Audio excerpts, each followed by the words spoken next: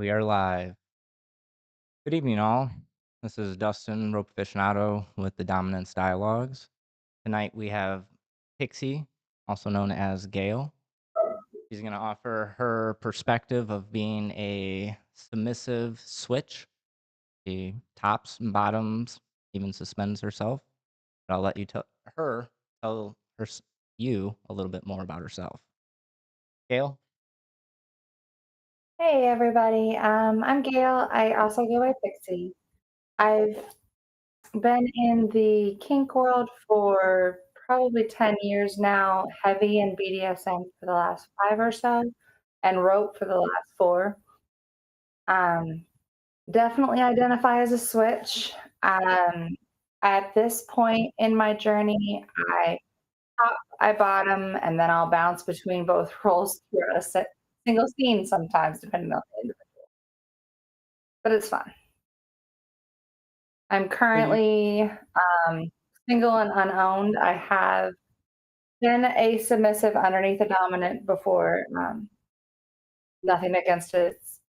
It's what it is. So you already brought up something really interesting. You kind of alluded to the fact that you can switch between bottom and top in the middle of a scene. Is that correct? Yes, yes. Can you elaborate a little bit on that? I mean, that's got to be an interesting thing to watch. I've known you for years, and I don't know if I've gotten to witness that, but now I kind of No, want no, to. you haven't been there for that one. Honestly speaking, one of my best friends slash models, rope bunnies, just fantastic humans that I play with a lot. Um, she's also a switch. So I'll be tying her, and case in point, a week ago, she'll have bratty moments, and that'll pull my top side out because of who she is with me. It'll pull my top side out to kind of step her back into place a notch. Because when you're doing rope, you need to hold still just this much. You need to hold still this much. But and then once we were in the air, she would swing around and launch at me, and I would swing and launch at her, and so it's a dance with someone that you know that well, but we've been seeing together in some way, shape, or form for I think we're going on 2, 3 years now that we've been seeing, and she has a dominant. Um, he 100%, like, she asked for permission to play with me. I'm one of the few people that she has permission to play with to the level that we play with because we just have fun. But It, yeah, it it sounds like a most of the lot of. time when I'm scening with somebody, I do have to assume a role, whether it's top or bottom, or if I'm self-suspending, I do have to stick to a brain type. Um, Switching mid-scene and get my brain a little confused, and so I have to be careful who I do it with because it needs to be somebody that I'm on that comfort level with. That makes a lot of sense. Um, Man, I got quite a few questions just from that, but we're not gonna go all night. I know that you work today, and we'll be mindful of your time. But I think the biggest one that sticks out to me in that is you said that even in self suspension, you have to pick a role. So, is there Mhm. times that you pick the role to be a top, even though you're suspending yourself, or a bottom, even though you're suspending yourself? And how do you differentiate between the two? So, in self-suspension, I have learned, it's not so I lovingly say that self-suspension for me is kinda like masturbating. I'm taking care of an itch, I'm taking care of a problem. I'm satisfying that part of me, but it's not the same as when someone else does it, if that makes sense. But what I have learned with self-suspension, the number one problem problem is that to achieve the brain space where I truly get that subspace, where I truly get that check out, happy floaty space, it can be difficult because you have to keep enough brain cells to know how to tie rope. because you're in the air. So what I have found is that I'll have moments, anyone that's watched me self-suspend will see me do this, where I will drop I love my heavy drops. And so I'll drop down into a tie and will just spin and just kind of relax into it and lay there for a hot sec. Usually it's when I'm jumping down into the rabbit hole of the subspace and just floating in it, and then I recognize that I need to wake up a shade, and so I'll do something to wake myself up. Typically, it's more causing some a stress on my body in a different spot. So when I will transition into a different transition, usually it's a little bit more intense because I want something to wake my body up and not the pain tends to do that. So that's where I will jump between the roles because I think of myself when I'm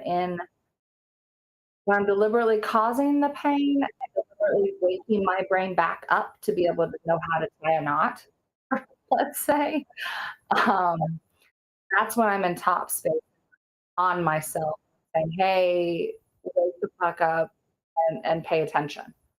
Um, and that's something I have to switch between because I 100% have looked up at the rope and been like, "Oh, that's pretty. What's that?" And then I'm like, "Oh, wait, hold on. Brain cells, let's put a couple together. Let's fire a few fires." But I usually don't let myself check truly all the way out from longer than a minute or 2, um, because I always have to stay cognizant of both my environment as well as, my own strength, because I have to be able to have enough strength at the end to untie myself and get back down. Um, so I have figured out hacks. I have figured out tricks that help to let me slide deeper into a subspace just before. Um, and then I have to be careful if I'm planning on having a super heavy self suspension scene, I have to make sure I have a spotter. And it's not to spot for my rope, it's to spot for those around me. Because once I get up, I tend to not pay attention to those around me in the sense that I will wholeheartedly kick someone in the face if they're in my way. Yeah. I warned them once. I Well, do. it's like COVID again. You need 6 feet, right? Give me some a little distance. Um, Facts. I'm like, "You're in my bubble. If you stay in my bubble, I'm gonna kick you." And then they yeah, usually lovingly say, "Ha ha ha, you won't do that." I'm like, "Huh, bet. All right. You just that consented to getting kicked in the face because I warned you and you chose not to move." I mean, it's close to consent. I don't know if we'll call it consent, but it is Not warning full blown someone up. consent, It's no, but warning someone of a perceived danger, so it's close, right? I mean, it's Um, kind of like the warning on wrappers that say unwrap and then insert. uh, I'm not even gonna touch that one right now. um, Touche. Nonetheless, we got a question from the Good. audience, and like it actually spurs even like a deeper question. So I'm gonna ask her a question exactly as it is, but then I'm gonna add a little bit more of my own flavor onto it. So her question is, have you ever gotten stuck suspending yourself? Right. So that made me think like when you're talking about bouncing back and forth between top and bottom space, like when she said that, that was like instantly what I thought. Like, you said you try not to slip into bottom space or subspace for more than a minute or 2. I mean, like, from my perception, I the the concept of time, it can get blurry, especially when we're in either top or bottom space, right? So, like, I Yeah. guess I'm kind of more just elaborating on it, but have you ever, like, gotten stuck where you couldn't untie a Well, knot or anything like that? so I 100% have had moments where genuinely I forget how to tie a knot and I forget how to untie. And that's when you'll kind of see me pausing or when you'll see me kind of picking at something. It may be that I've run into a spot that I may need to use my Marlin spike, or it may be that I'm just trying to remember what's going on in life. Um, I've gotten really good at using my surroundings to bring me back. I've only had one time to date, knock on wood, that I almost had to have a phone a friend moment, but it actually wasn't because of subspace, it was because I had a jam, Mm, and at that time, I didn't wasn't the owner of the Marlins site. I bought one that day, but, I had a rope jam, and when you're up in the air with nothing to you but your fingers and your teeth, so I actually damn near chewed my way out of it, like, I was using my teeth as the tool, but the problem wasn't just the jam, the problem was the fact that I was hanging in the single fudo. So, I was hanging by one leg and trying to work on the line that was at the ring. So, luckily, I my ring is an open ring, and so I had my arm slung through the ring, but it was exhausting. I had multiple times that I let myself drop down to just hang and breathe and recoup a notch. Um, but my previous dom had always said, "If you have to cut yourself out of rope, then you need to sit down and reevaluate what you're doing and how you're doing it, because obviously something went awry. Whether it was right or wrong is irrelevant. Something went awry. And you need to sit down and actually evaluate what went wrong or right, or where you need to adapt, because the places I typically am doing my suspensions are not around people that know anything about rope. I am the genius self suspender that self suspends alone. I love rope bombing and not saying it's smart and not saying anyone should follow my example, but I've learned a lot of hacks to get out of things without help because of that. Um, but yeah, I hope that answers your question. yeah, no, it does, and then I mean, we haven't even gotten to our questions, but, like, this is the goal, right? Just conversation. Um, and, like, so that, like, as your friend, that makes me, like, concerned, like, as a pretty competent rope top as well, right?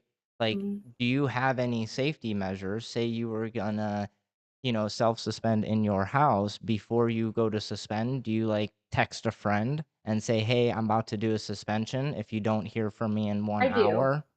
Okay. Is there anything else you do? I do that. I also keep a table right nearby. My hard point in my house is low enough that Um, I can't do drops, I can't do high anything. You've seen my ceiling, it's not that high. But I actually do keep a table right next to me with, my phone on it. I also, a lot of times you'll see in my suspensions that I'll have my scissors and marlin spike. I'll actually have them hooked at the ring, because if I need anything to get out of, it's gonna be up there. So that's where I keep those up there, because I've learned when they're on my body, because I used to wear my scissors on my body on a carabiner.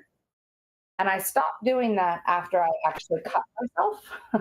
Not my rope, but the scissors opened. While I Mm, was just playing around on rope, they got bumped into, they opened, I scratched my side pretty nicely. And after that, I stopped wearing them on me for the fear of something like that happening again. Um, that's where, yeah, that's my safety net. Is I do tell someone what I'm doing and where I'm doing it. Absolutely. that's good to know. I feel slightly relieved.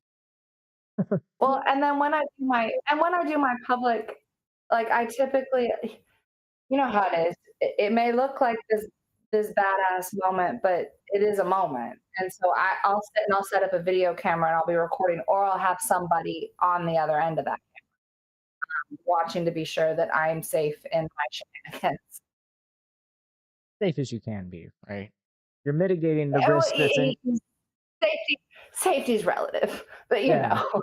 Yeah, yeah. Right. No, I mean, from my perspective, like, I'm not a self-suspender, but, I mean, if I was, it sounds like I can't think of many other steps that I can personally think of that I would add to that, right? And, I'm pretty thorough, so that means you did good. You get a thumbs up. Gold star Yeah, next time I see you. safety is kinda your jam. So, wow. Well, here we Yeah, are, that 20 minutes in, and we haven't even touched or the actual topic. Well, I mean, we have, but we haven't I touched the actual mean, questions. Um, so, but it actually that's like segued perfect into the first question, and that's how does your state of mind affect your desired role in a scene? oof, A tough one, right? that's loaded. That's a loaded one. So it truly depends on, because I do get hired to work at events as a rigger. So if I'm hired to work as a rigger, I 100% stay in top rank. I'm there to give this individual an experience. And most people I work with in that space are inexperienced with rope. They may have never even touched it before. So I tend to use more comfortable ties, ties that will let them truly actually be able to escape versus 'cause sometimes, some ties require active bottoming in order to sustain them. And some ties you can just lay down and fall asleep in. When I'm working with newer models, I do tend to use the more comfortable ties because I don't want to stress them too much in the beginning because I don't know them. Um, but when I have one of my friend that I tie with all the time, she will be in my rotation of the night, and when she comes up, all the shenanigans get turned on and then turn right back off at the end. Um, that's but when I'm at a club or when I'm out and pick up at that level, it depends on what I'm aiming for. So I have done just self suspension, and then if I have a rigger friend, hi, there that that I wanna fly with, I absolutely will make sure to focus on that because I have to balance switching between top and bottom brain. If I switch too many times in one night, I have extreme drop.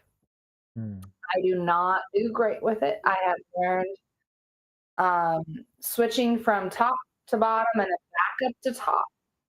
Um, my bottom side gets very upset when she throws a whole hissy fit in the sense of making me very depressed, making me very low energy, low everything.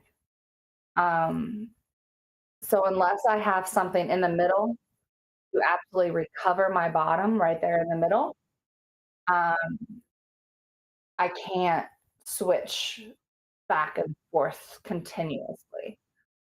So that's where typically, if I'm going to scene and do both in one night, I will do bottom first, get my aftercare that I need, which is it's not, my aftercare is fairly minimal. Usually it's cuddles and hard touch for about 5 till I come back here. And then I can flip over to top space and have a blast. Um, it just depends on the energy and what I'm aiming for. I mean, And it the sounds bottom. but so it sounds like you kind of have a pretty good grasp on whether if you want to be at least a top or a bottom, not necessarily a submissive or a dominant. You correct me if I'm wrong, but you resonate with being a submissive, right? Yeah, So do you absolutely. experience any kind of like dominant energy when when you're in top space? Well, depends on the bottom I'm working with and the energy's coming out. So I am a very strong empath. So for me, if this person I lovingly say that I don't play well with brats, only because if you brat with me, I may end the scene immediately because you may trigger my mom brain, and if you trigger mom brain, we're done. But like with my best friend, she absolutely will brat back and forth, and she'll trigger my dominant brain in the sense of everything in me wants to be like, sit down and shut up, like. But um, I know ways to make her stop. Like there are I was making her make fun and interesting noises the other day. It was great. She cussed me out of shade. It was fun. But I was like, "Oh, fuck you does not mean red, does it?" But that's where I would say my dominant brain is sassy. It's not really in that whole MSDS world in that sense, because I truly don't want the responsibility of a submissive. I truly don't. We are work. Not gonna fucking lie. We are work. But I'm Wait, hold on a fully second. admitting this. I'm making a reel out of that right there. Mhm. Uh-huh. Yeah, okay, sir. But so our dominance, just saying. But it's one where I enjoy being able to give someone what they need. So if that person needs a stronger hand or a stronger touch and I can sense that, um, I'm gonna keep referring back to my bestie because she's the one I have the most experience with. Like when she needs a hard scene, she'll come up to and be like, "I need you to fuck me up a little." I'm like, "Okay, me next." But like that's where yes, there is a dominant vibe. Yes, there's a dominance to what I'm doing, but it's more of a gentle power exchange versus Mm. a true hard, I'm gonna make this person take this because they want to please me so badly that they will take anything for me. It's not that vibe.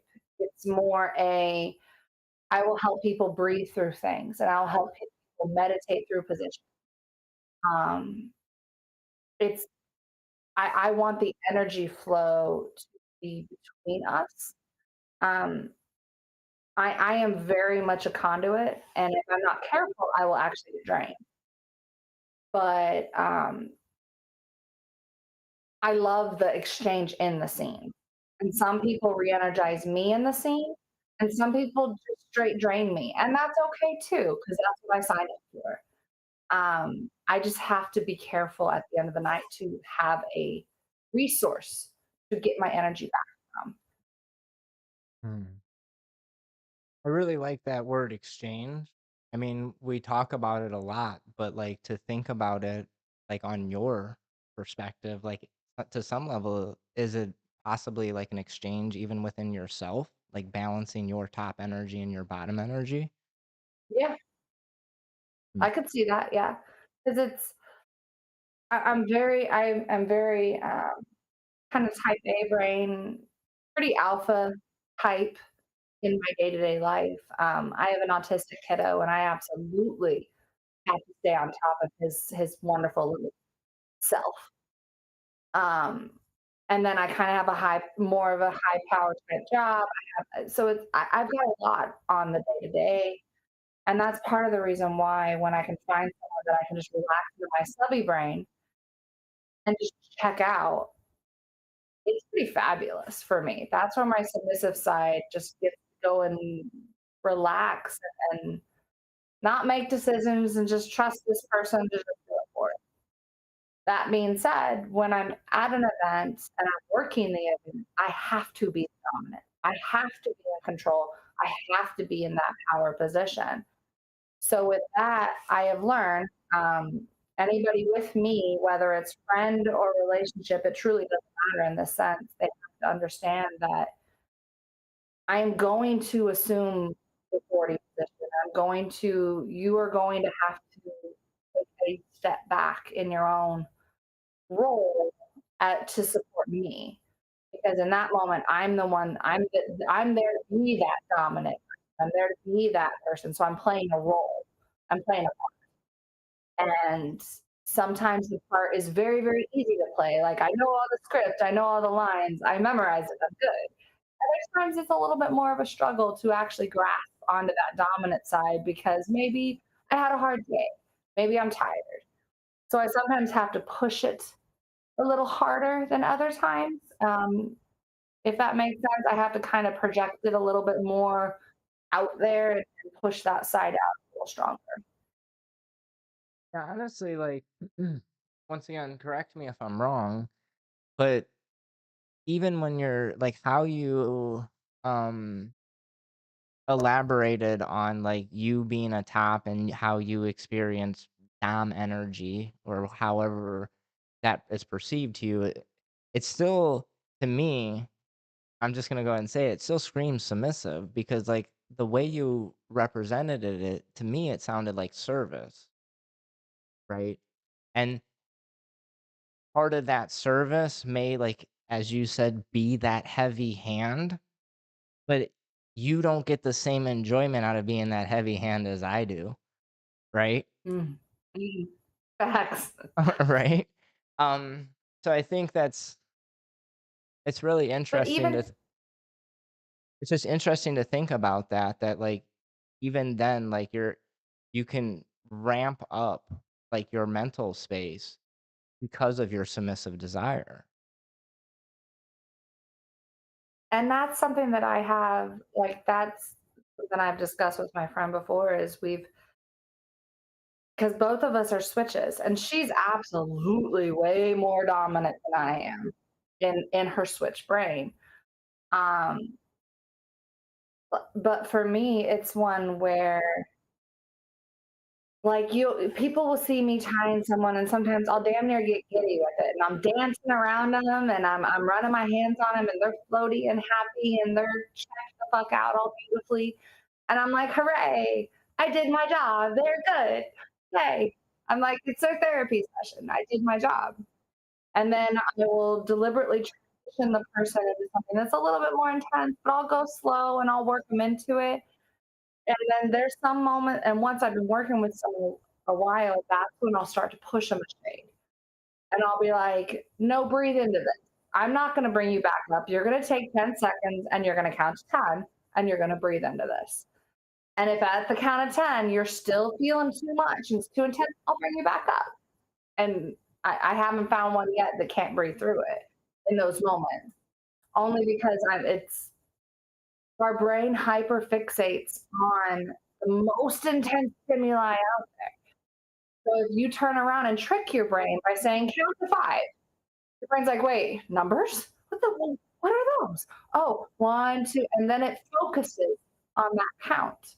And it no longer feels that new intense stimuli. And usually it works. Not always, but usually.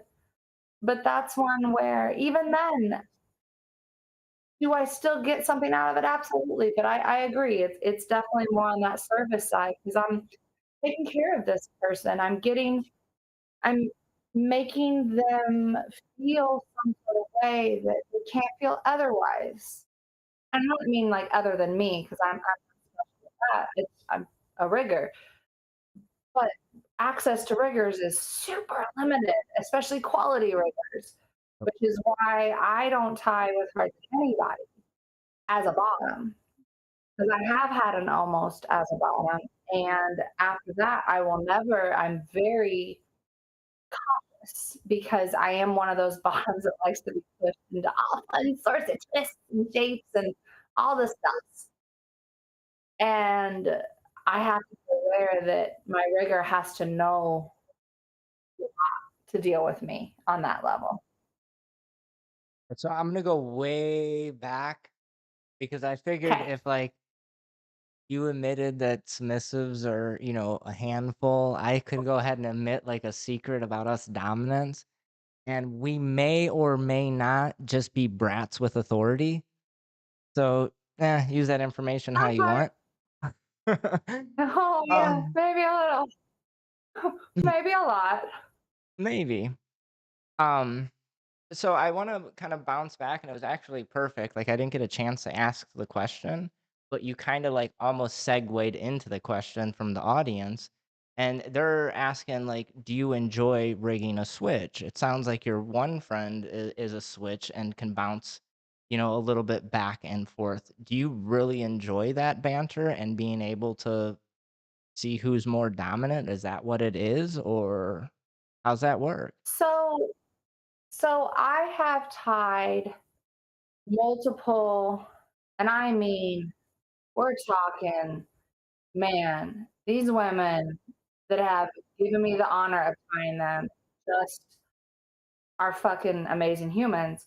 But I've tried a few that are some of the most badass women that I have dealt with. We're talking have whole households, are the fucking one amazing human has an entire kink event that she is the author and the runner of the entire thing. And we make sure we have learned because we're always too busy for us to sing together. And she'll top me, I'll top her with rope, and it's just fantastic because in that moment she's able as a top to step away from her brain. And rope to me, hands down, works different than in my brain. Impact is a little bit more, it sends me into a different kind of subspace. Although I recently had a scene that combined both that was really fun. But uh, it's one where I did not, when I tie with her, I did not feel like I was asserting authority. I didn't feel like I was stealing power. I didn't feel like I was dominating her. I felt like I was giving her a fucking therapy session. Just what she needed and how she needed it. And I didn't feel like I was stealing power or authority. I didn't feel like it was a dance of who's in charge. Now, don't get me wrong, with me and one of my bestie, we absolutely sometimes will do that power exchange back and forth, and then it's fluid, except for with the knots and except for with the rope. Whenever I say anything rope related, she will immediately stop whatever she's doing, whatever she's acting, any of that. Immediately she will stop because that is something we established early on where I was like, look, you're grabbing right there. Well, that's where I need to untie. Or I need to get this. The number one thing she has learned is wait till I say you're good to move. Because as you're putting that upline up, until it's locked off, don't fucking start dancing. Mhm. Please hold still until I get my upline locked. Please, Yes.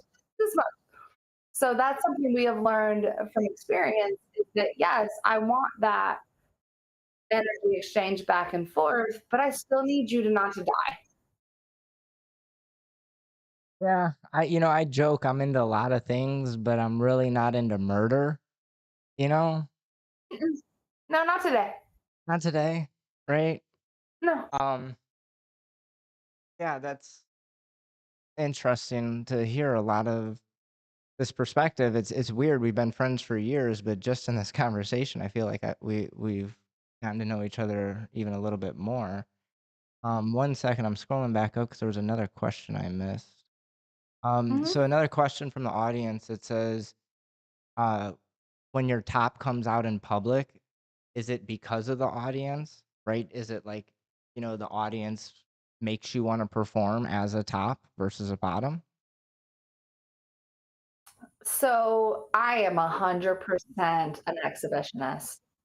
Um, I absolutely will admit that I don't tie hardly ever at home except to learn a new tie or to practice a tie because I'm alone. I don't have anyone to show off for. So in that sense, I the audience involvement matters, but also I've done ties with 0 people there, and I don't need it. But a lot of times I have noticed that with my bottoms, a lot of them, typically where I tie at is at events. So there's usually large audiences. There's usually published, hey, she's tying at this time. Hey, this is going on. Or, the grapevine gets tapped into and all that the moment I start tying. Um, but usually audience involvement will affect the bottoms just as much as it affects me. I've noticed that a bottom, I tie them at home versus in public. They can sustain more in public. We all don't want to fail when someone's watching. We Mm. all want to prove that we are the baddest, bestest bottom ever. And we'll see some of these crazy positions that people put their bottoms in, and we don't realize it's that bottom in that photo. They've been in that position for 1 second, maybe two, as long as it's shutter clip, and then they let them down. So we don't always know what the photos are, but we see them, and I'm like, I want to get into that position. I want to do that. Well, genuinely, any body can be true, but not every body has the flexibility or ability to do those positions. There are some positions that I will never be able to get into because I hate most chest harnesses. And that's why most of the times when I'm tied by a top, I absolutely want my arms involved because I need that support. That's why most of the ties you see when I'm by myself, I don't put chest. I'll put a chest on for relaxing into a tie at a moment, but that's about it for recovery. I don't put it on because I like it. And heck, my last self suspension, I believe I untied my chest harness off while I was in the air because it was annoying me. But um, audience matters. They do. We're not. I'm not going to sit and say it doesn't. Most triggers, if not 90%, are slightly, maybe more than slightly, narcissistic about their work because it is an art to me. Absolutely, I am creating a design and an art with this, and I don't always know what aim I'm going for, but then I'll get them in the air and I'll be like, "Oh, if I grab this foot, I'm gonna put it right here. Ooh, hold that. Don't move. Don't move. Let me take a picture. Hold on." So that's where I think a good portion of riggers break the audience and feed off of that. Yeah, it's actually interesting you brought that up. I think it was 2 weeks ago I interviewed Knothead from Knothead Nylon. Um, and he brought up that like within the last 15 years, performance suspension has become a bigger thing, and that now there's a huge desire, in his words, to be in the center of the ring. Think there's huge desire, and I think what like you pointed out a big thing is like there's huge responsibility to be in that center ring. To go up on Facts. stage, I mean, you've seen me perform in front of 300 people, our closest friends, maybe some new friends, right? Doing crazy, reckless shit. And I'm gonna go ahead and like pull back the curtain. I think I believe you were at this performance, but at Filth when I used a straight razor in suspension. I don't know if the audience was That able was to not. see it, but That was hot. I was shaking. So, like, I had to, and now I've used a straight razor for a while. I mean, like 3 weeks at that point. That's a while, right? And that's not a joke. That's the dead truth. Like, I learned how to do it because nonetheless. But on stage, I got nervous, and I had to, like, Oh, get down on my yeah. knee and put my elbow into my knee and use my other hand and brace my hand because I was shaking, right? Um, because if I nicked my partner in private, that would be a lot different than if I nicked my partner and everybody else seeing it, right? Yeah. So, my heart got racing on that one again. I don't know if I'll ever do that one again, but we'll see. Maybe not in public, maybe just private. Um, so I guess we kind of hit it, but just so I'm sure that we did, um, you pretty well elaborated it, but I still wanna be concise. Like, when you self-tie, actually, let's just reword it. When you self-tie, do you find yourself leaning to be more bottomy more often than toppy? When I'm self-tying, to be bluntly honest, I don't think about either one. I don't think about what role I'm in. I just think about what my aim is. So usually I It's have a to goal when I go in. It could be it could be something as simple of a goal as I just need some airtime. Not horribly intense airtime, but airtime. And I've got certain ties that I can sustain for days. So that's fine. Or I could go into it thinking I want to challenge myself. What I have to be careful of when I am trying to challenge myself is that I have a stop. So if I'm challenging myself, I'm recognizing internally that uh, I'm going to be doing something more risky. I'm going to be doing something more dangerous. Audience involvement, and I mean on accident, because people, like I said, where I suspend that, they're not rope people. I don't have very much space. I've got people that come up to me and talk to me while I'm hanging there, great etiquette. But they don't know any better.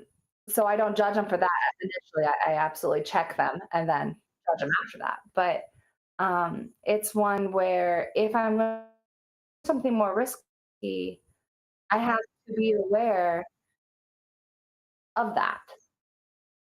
And more risky does also mean I'm going to slip deeper into subspace. I'm going to have more of the moment because I'm about to challenge my body to sustain something pretty gnarly. Um, so if I have someone that can play my gatekeeper, that can absolutely keep people from getting too close, I can do more. Um, the other day, I did probably one of the most intense self suspensions I've ever done. I was up for over an hour and I did over 10 transitions. And it was insane. At one point, I thought I was done. I got all the way down. I still had one leg half up in the air. And I was like, I'm not done yet. And I yanked the line and just jumped into a hard spin and just started spinning because I wasn't done yet. But at the end of it, I dropped myself heavy down onto the stage area where I was sitting, and I sat down hard and just sat there and breathed. And I probably took a good 2 to 5 minutes where I just sat there and breathed because I was so floaty. I needed to get out of the headspace, but I didn't wanna. And at that point, I had my friend there with me, and he was my protector and my person that was keeping track of me. So he just had a hand on my back, and I knew I was safe to embrace my subspace in that moment. But I couldn't embrace it till I was on the ground because I knew that in the air, there's nobody there but me can save because I'm So you tying in an environment where nobody knows the rope. so you gotta say at least some level of conscious, right? You can't slip too far. Yep. And Yep. I mean, and I you've seen me. I will absolutely, like you've seen in good suspension moments, I'll check out to the point where you've had to make me breathe. Literally. Snatch me by my hair and be like, I think you said bitch breathe.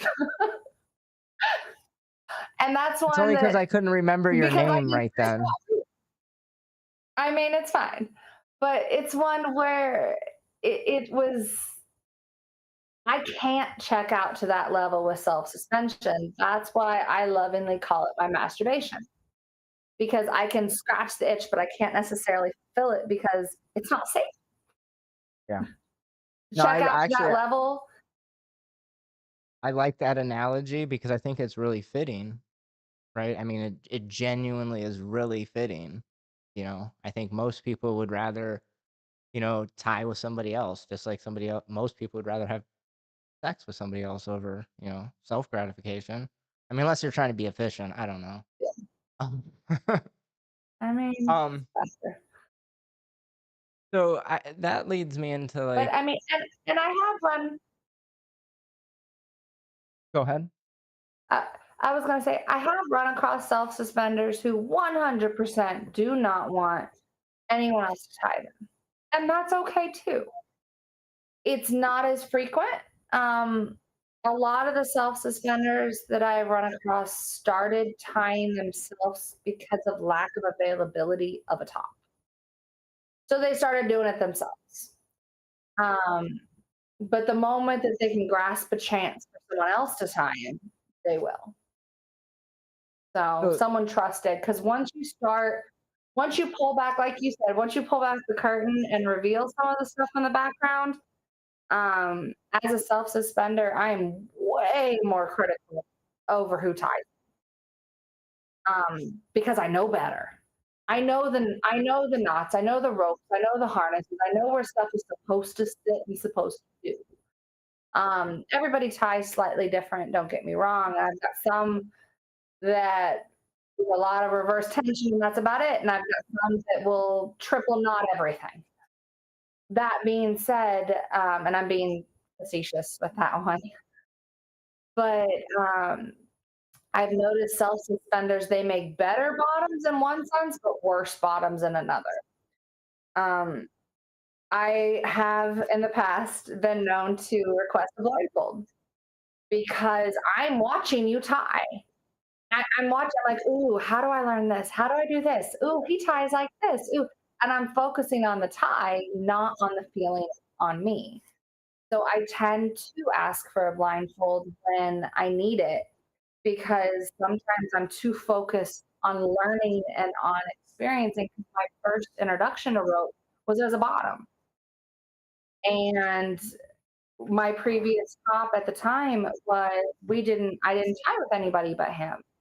And I wanted rope. And when he wasn't around, so I was doing slip ties. But I learned from being a bottom. I took classes with him as his bottom and learned the ties from a bottom side. Because in classroom environment, as a bottom, I can't check out. I'm not allowed. I need to stay cognizant because he needs to learn the tie. He or she, that the top needs to learn the tie in a classroom environment. So the bottom is not can't check out fully because they need to not fight against you and the tie, if that makes sense. Yeah, and actually um, now one moment, let me collect my thoughts. Yeah. So like you touched on that, like part of being a self suspender has made you a better bottom, but part of it has made you a worse bottom. It sounds like some of it is because now you want to learn like what they're doing so you can do it, right? Part of it sounds like you know a lot. So if someone has a little bit less experience than you, whether that means they're not competent to do what they're doing or not, I'm not getting to that. But if you felt that you had a little bit more experience than them, is that gonna hinder the potential for you going into Absolutely. subspace? So Trust is huge, but to be honest, I have a real hard rule, and I've only broken it once, and I regretted it. And that's that I watch someone tie somebody else before I ever will tie with somebody. I'll know within the first 5 minutes if I'll let it, to be bluntly honest. I mean, I'll watch the whole tie and see how they do their uplines and see how they do all their stuff. But usually within the first 5 minutes, I know whether or not they're going to touch me with rope. Period. Um, that being said, I had an almost, and I almost was dropped. And it's one where it was a learning environment, and we all learned something. And I don't blame him even a little bit, but it scared me, and it made me a little bit more vigilant, a lot more vigilant, and a lot more paranoid about it, to be honest. Um, as a bottom, I don't it's already going to be difficult to get underneath into my headspace because I have control issues. Um, so to have to also fight my safety brain is not going to get me there. So it's kind of like a waste of a condom moment. sounds like Why do it in a sense? Why do it if I'm going to be paranoid the whole time? Outside of classroom environment, absolutely. I will absolutely be there to help someone learn. I will absolutely demonstrate on myself or let them demonstrate on me on the ground. But outside of classroom environment, I get very anxious with oh, that makes sense. And honestly, like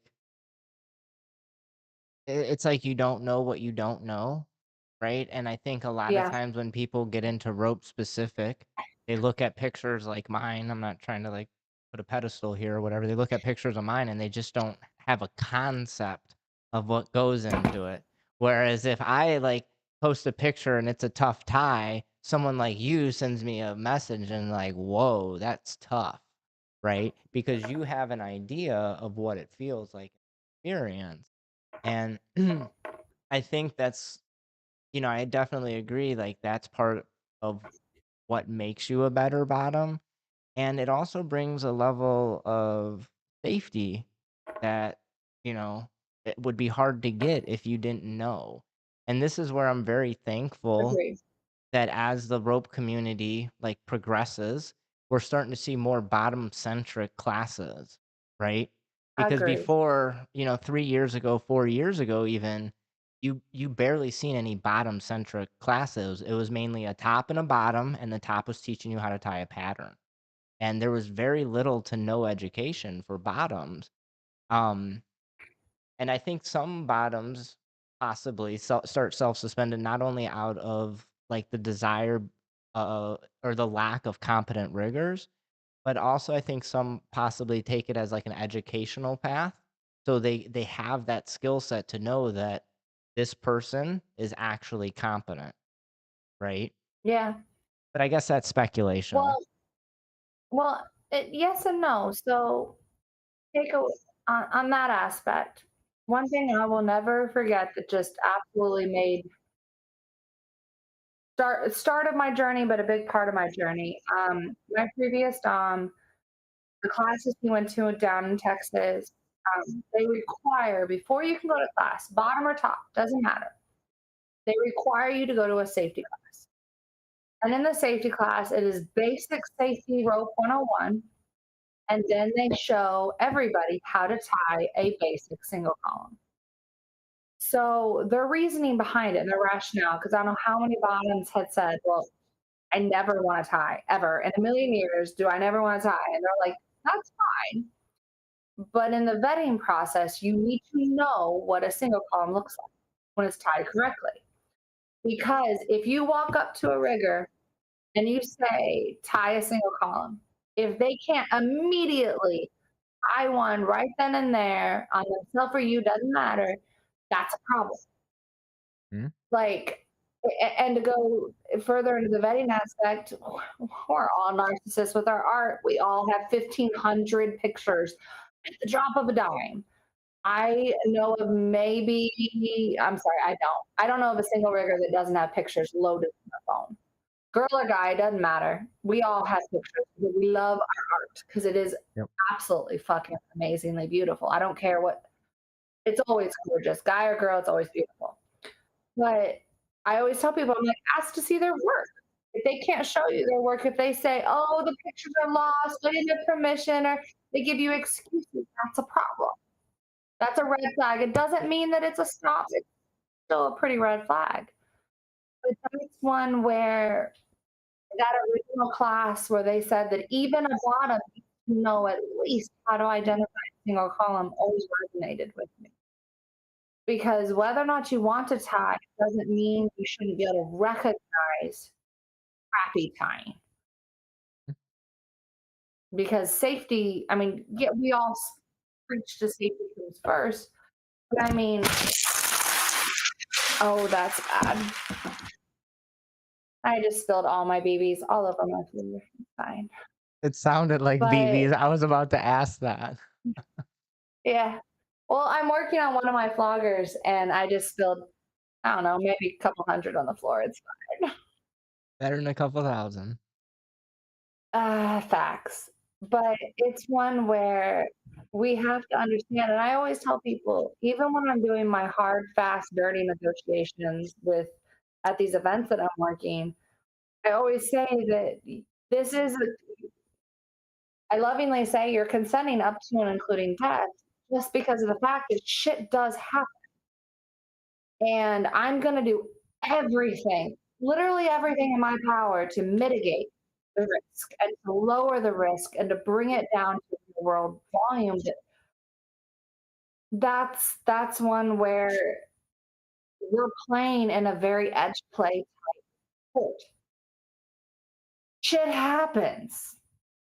I mean, I've been injured multiple times by top in the past, way past. that were not anybody's fault. It wasn't the top's fault. It wasn't the bottom's fault. It was literally a shit happened moment.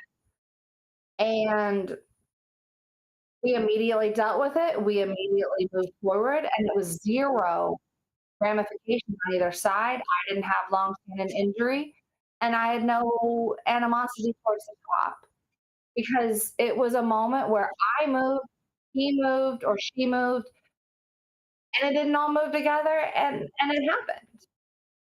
And that's where I tell people, I'm like, this is about just us communicating on a very deeper level.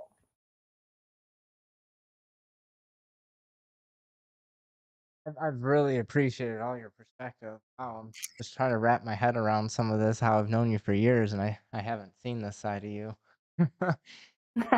Which I Yeah, guess because kind of like you usually only see the submissive side. weird. I have that effect. Um, Maybe. Nonetheless, so like I guess I kind of like going back to one of the questions is like, are there moments where you feel like you're better at being a bottom or better at a top? That was the original question, but I'm gonna add a little bit more to it, right?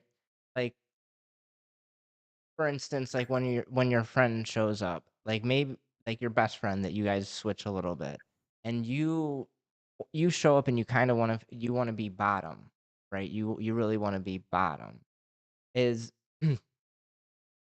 there wow, I'm struggling on my train of thought now. So I guess if there we go. Okay. So if you showed up and you wanted to be a bottom with someone that you play with as a switch, right? But they needed you to be a top, could you flip that easily? Because would like if they needed you and No. So genuinely, the only switch I play with on a true switch is her. Um, what we both have found is when I'm more in my submissive brain and she needs me to be more in my top brain, she's a pretty phenomenal masseuse. And that's usually the way that she will help me because usually what my submissive brain wants is love and attention and affection and some affirmation and validation and all that. But somebody just selflessly rubbing on you to make you feel better, but without gratification themselves. You know how it is. A lot of massages have happy endings, and it's not always a bad thing. I'm not saying it is, Right. but having somebody relax you to the point where you can just go to sleep and then let you actually sleep is rare. So we'll start the night with her just giving me a massage, and then within an hour or two, I'm up and bouncing, and I'm raring to go. Because she was able to take care of that side of me to help me to be able to take care of that side of if that makes sense. yeah, it kind of circles way back when where you said that a lot of it is an exchange, right? And it sounds like you and this human really feed off of each other quite well. So that makes me, the word feed had to bring primal in, right?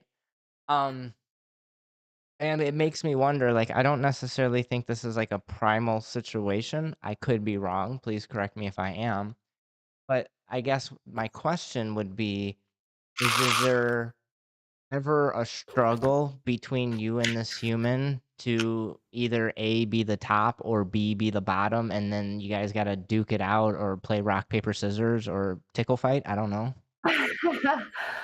The only time there's been, I can't say the only time, it's happened quite a few times because sometimes she doesn't want, like I said, she is very much a stronger dominant than I am. So it can be difficult for her at times to relax down into that space. Um, there's been times when I will deliberately fight it and I'll deliberately push hard. because I know how bad she needs it, and I know how bad it needs to get there. Um, and then there are times when, all right, fine, you can't handle this right now. All right, we're done. And I won't fight it. Um, it's one where, and it's always with rope. Because when rope gets involved, things are just, but it's about my energy and where I'm, and where if I'm feeling feisty. I mean, the other night I did at an event, I did a self suspension and I suspended four other humans. And then I was tired. I was done. My friend was like rubbing on me, and we were wandering around looking at things. And I saw someone getting feisty in a spot, and I was like, huh. Like, I don't want anything sexual with this person. I want to hit her with something. And one of my friends who was standing right there, she said, hi, my name is this. And I was like, hey, girl. And she's like, I volunteer. I was like, bet, let's go. So with me, my friends have learned that if they hear me dip for whatever reason into that top brain of that level, take advantage because I'm going to fuck something up. Hmm. Genuinely. I'm not sadistic by nature, but when that sadist side comes out, something sparks somewhere in my brain, something triggered me for whatever it is. It doesn't happen but a couple times a year. But when it does, whoever's close by, I'm going to have fun with, and they're going to have a blast because I don't normally go to there. I remember one night I walked into the club and I was feeling feisty. I don't remember why. I was just pissed at the world. And the first thing I said when I walked in the club, I was like, I really want to fuck someone up right now. And I had three friends of mine all were like, hey, Gayle, hey, hey, hey. And I was like, damn, y'all, really? Like, can I take my coat off at least? It's such a But that's difficult position to be a competent top and an attractive woman. I mean, it's just rude. such a hard life. Ah, wow. So I think like from my perspective, we're in this a little over an hour now. Um, and we've hit so much. But the last question that I can think of, there was no pun there, right? What had nothing to do with that we were fucking people up or yeah, never mind. Um, but now I'm getting flustered. It's been a while since I've beaten a butt. I need a butt to beat. I mean, you're the I mean, it's only been like 3 weeks. Damn. I'm jonesing. I got a little bit of a shake. I can't keep my hands steady. I'm not. You see me. I'm not even writing notes. I can't write them right now. Um, Man, you would have loved it. I literally, she actually had to take a phone call mid scene, and it was a legit one. And I literally laid multiple floggers on her back and asked, and I said, if any of these move, I'm fucking you up with the dragon tail. Bet she took a whole phone call, fully bent over, and did not move a single one. I was like, that sounds fun. That sounds like a lot of fun. Um, so the last question that I can think of, and at this point, if the audience has any more questions, go ahead and throw them in the chat. But the last question I can think of is, how do you provide yourself aftercare after an intense scene oof, with yourself? Not with somebody else, but with oof, yourself. yeah. Well, see 'Cause what had happened was. I've seen you become a puddle afterwards, right? Mhm. And you You need have. someone there to yeah. Um, so I can admit that I suck pretty epically with aftercare with that. Um, if if I think ahead far enough, um, which I usually try to, I will arrange to have one of my friends just be there just to at least give me some hugs. I've gotten to the point now where if I don't go fully down mentally, I can handle it per se. Is it better with it? Absolutely. Like the intense ask. self suspension I did the other day that was the heaviest I've done. I didn't have legs. Like I had my friend there, and he absolutely was there to guard me and give me aftercare, and he knew that. And he played it. He did fantastic in his role in that moment. Um, but I typically don't let myself get down far enough to need it per se. Want and need are not the same basket. I would love to be able to have it, but I am absolutely one that is really, really bad with asking for what I need from my friends because they're having fun, they're partying, they're doing their own thing. I don't want them to have to wait on me to take care of me. I'm good. I got this. I got this. And then I drop the next day because I don't got this. I'm just being stubborn.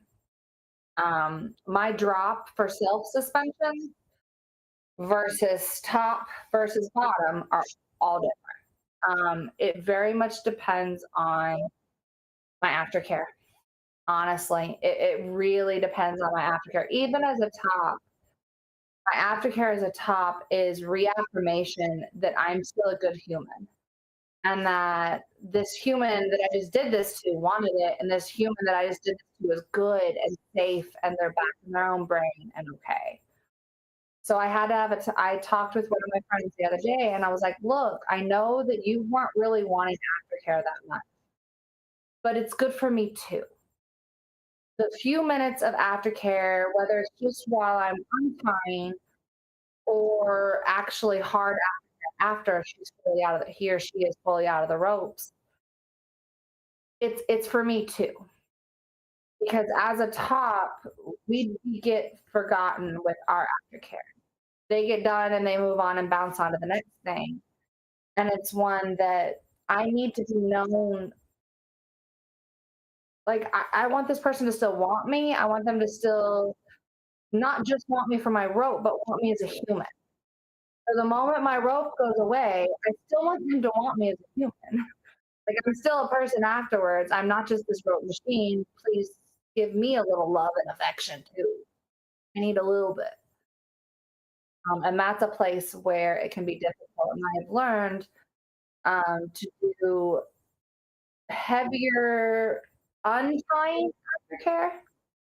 Um, and I'll deliberately put the person, I'll have them half laying in my lap, or I'll sit on them while I'm untying, or something that gives them aftercare and it gives me aftercare, all while untying the rope.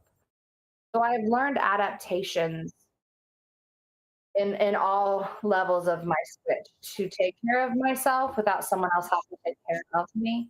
Because I'm very used to going into these roles alone, and I'm very used to going into these without that. So I have to be able to maintain me. A lot of sense. Honestly, it does. I mean, and I appreciate like you know, bringing to light about, like when you're a top, you need aftercare as well. Sometimes I think that like bottoms miss that, right? And I think that's like I've seen you. I've watched you work a room. I've watched you be attentive to a lot of people, that specifically tops that you seem to have at least some decent repertoire with, right? And I think that like, and I'm just speculating here, but correct me if I'm wrong. But I think maybe part of that is because you do top, and you don't see. I'm just gonna be a butthead here, but there's not a lot of consideration for tops as far as aftercare, returning them to be a human. How's your hand Man, after spanking me? Yeah, my butt's bruised, not but only that, but here's a bottle of water. You yeah, haven't stopped moving for hours, and here's water. yeah, Like the simple stuff. I take care of my people, and a lot of my people are tops, and that's part of. I'm not a service submissive, but I am a submissive that enjoys to serve. mm, I believe there's a difference because I won't serve. I don't get anything out of being like a service submissive to an event. That gives me zero joy or pleasure. But taking care of my people, I absolutely get pleasure from it. I absolutely love caring for my individuals. Like you can be there with your own bottom. I can have another friend there with a bottom, another friend there with a bottom. As I'm about to go get my own water, I'm gonna ask every single last one of y'all if you need water while I'm going. Because that's just how I am. I want everyone around me to be good. That's me. It doesn't matter about me. Are you? And that's where I have a hard time because I forget about myself in that. Well, I think it goes back to like the exchange. I imagine your people see that as well, right? And your people I think take you. care of you when you need a little bit of help. And I think that Absolutely. Yeah. it's really important that like just going back to that word, I just love the exchange because a lot of it is right. We're giving each Yeah. other and we're taking from each other, right? And it needs to be some more balance. But there's going to be times where I'm going to take more from you, right? Yeah. Or you're going to take more from me. Um, this is where that is some of the beauty of the relationships that we see inside of the BDSM world because like the really good ones you can almost feel that energy. You can almost feel that exchange. I mean like I'm not going to get into all the details, but the last time I was at the dungeon and I was doing whatever I was doing and you're like, "Do you need water, sir?" And I'm like, this may be the greatest moment of my life, so I'm gonna remember this forever, right? Forever. Just to be clear, I don't think I ever sang your accolades. You get a whole sticker book for that one, just to be clear, right? So we'll dive into it just a little bit. I'm interacting with two other people in the dungeon, and they're a puddle, and she's offering to bring me water while she's walking around with her partner, right? And nonetheless, like that is, I don't know, one of the many, many reasons I appreciate you because we do look after each other, right? Well, and that's something like with my previous dom. One thing because we were long distance, and one thing it taught me was like take care of your people and to cultivate good people in your inner circle. I've got a million and one that I can call acquaintances that know me hands down. And I don't necessarily know a lot of them, but I know them enough to check on them if they're okay.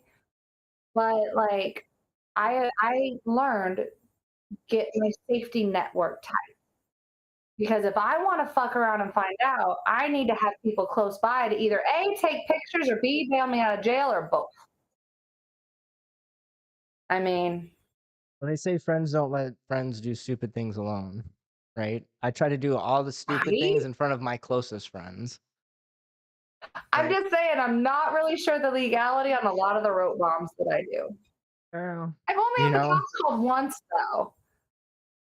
I can't say much, So, you know. I got this whole idea that I want to do like an oh, urbex I know. series.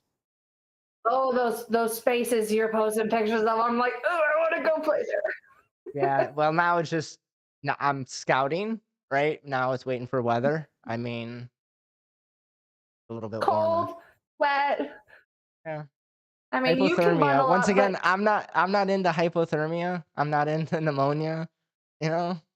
well, I have done an outdoor suspension in the cold where I kid you not, me and the other bottom that were being tied, we literally had blankets wrapped around us while we were in as we're getting tied, the riggers were like tying around the blankets that other people were holding on us. And then when we're in the air, we're while they're getting everything set up and moved, we have blankets wrapped, and then they're like, move the blankets, and then we do this dramatic reveal, these great pictures and videos, and then we get wrapped back Yep. up with blankets. Like it was absolutely that kind of photo shoot. And both of us, me and her both were like, we can't feel our bodies. And that's okay. Yay, Yeah. rope. Yeah, But no, yeah, you don't ever know what's going behind the scenes to get that stuff, right? exactly. Pictures are very deceiving. They can be really awesome, but like I tell people, I'm like, you don't know what was happening 10 seconds before that camera snapped. Yeah. So we got one more question. They're asking about the dungeon that we're speaking of. Honestly, I've been to a lot of dungeons throughout the country. and I genuinely mean Yeah, this. me too. Subspace in Indianapolis is hands down top 5 for me at least, if not even higher. Yeah, The it's a good management's one. really good, the space is phenomenal, the people are wonderful, it's always a pretty good time I mean, I drive, what, 3.5 hours just to go there, and it's worth it for me every time. Yeah, yeah, and it's one where it has a plethora of rope-friendly area, Mhm. which is nice. Well, and not even just They've that, got but a impact they got a real areas. big space. Hmm? I not even just rope area, but, like, impact Oh, area, they it's got very everything. spread out, Oh, there's the yeah. 2 dungeons downstairs, there's the main It's a area large upstairs, space. yeah, so, It's a phenomenal large space, space, absolutely, yeah. so I think that's But all the no, I questions. tie there, and then I tend to tie and I tie it, a couple different swinger clubs in town that have BDSM areas, and that's where you run into a few more technical difficulties, not on the rope, not on the rig, or not on the hard point, but on the environment. Mhm. The swingers just wanna ooh shiny and look and see, and they don't know. So I'm very big on educating. I teach like a 101 class for swingers in rope etiquette and whatnot, just to try to introduce them to this crazy foreign concept of humans floating in the air. Yeah. Well, and it's good because, I mean, there's a desire for rope in most, alternative, like, lifestyle groups, whatever that may be. But there is, like, some separation between the 2, and swingers aren't quite part of the Yeah, BDSM community, and the BDSM community is not quite part of the swinger community, but there is overlap, and there does need to be a level of education for all involved to the level of their desire. agree. I imagine they don't wanna learn how to suspend necessarily, but to do some bedroom bondage, they probably, you know, they need that Yeah, 101 class, teach them how to tie a single column, a quick yeah, overview of, like, no-no spots when it comes to education, exactly. and something. Exactly. It's that quick, dirty, Yep, basics. yep. So, I think the last thing I gotta bring up, not necessarily a question, but it's kinda comical. When you were talking about aftercare, someone said blanket fort and snacks and squishies. I just want you all to know that I have my Squishmallow within arm's reach, Ah, okay? Squishy. And I have a blanket She's and 3 more comfy. bottles of water because I need aftercare for this podcast. Mm. But, wow, a lot of thoughts on this. Honestly, it's not only do I appreciate your time, but I appreciate a new perspective of you. Um, it's very interesting to see you necessarily in a different light because while I know you topped and while I know you self-suspend, if I'm just gonna be a selfish bastard, um, that didn't appeal to me necessarily, and because I'm not gonna be your bottom, right? No. Um, but it's I'm very thankful for the conversation because even though, like, those aren't in my wheelhouse, and usually when we are sharing space, like, headspace is already kind of established where I probably not gonna inquire about you being a top, but think that, like, this conversation is gonna help me have a better understanding of you as a bottom for that next time that, you become a plane for me. I mean, where, what are So, actually, I was looking at the calendar, it looks like I don't remember, I'd have to double check, but I think, Filth is coming up in February, and I might have the weekend available, so we'll have to talk about that off nice. air. Um, but yeah, so we'll see where that goes. In closing thoughts from you, any thoughts or any Um, shameless plugs? Any shameless plugs? Go ahead and plug your social media or any classes you got. I mean, I may or may not also make and sell floggers. You got an Etsy? Pixie's Designs on Facebook Yeah, or Etsy. okay. If you send me a link after this, I'll go ahead and make sure we add that to the show notes because I don't think I have that, but I'll add it to the show notes so Okay. it's there for Okay. maybe you'll get a sale or two out of it. And she does make good floggers. She has made me a 550 cord one that's loaded with BBs. It's fucking evil. Like when you hit someone in the back, they feel it in the front. Okay, it's evil. Swing with care. Swing with care. Um, I think that's all I got. Uh, Gail, if you want to stay on the line, I'm gonna go ahead and end the stream. But once again, Okay. Gail, thank you for Thank you, joining Al. us. Appreciate your perspective.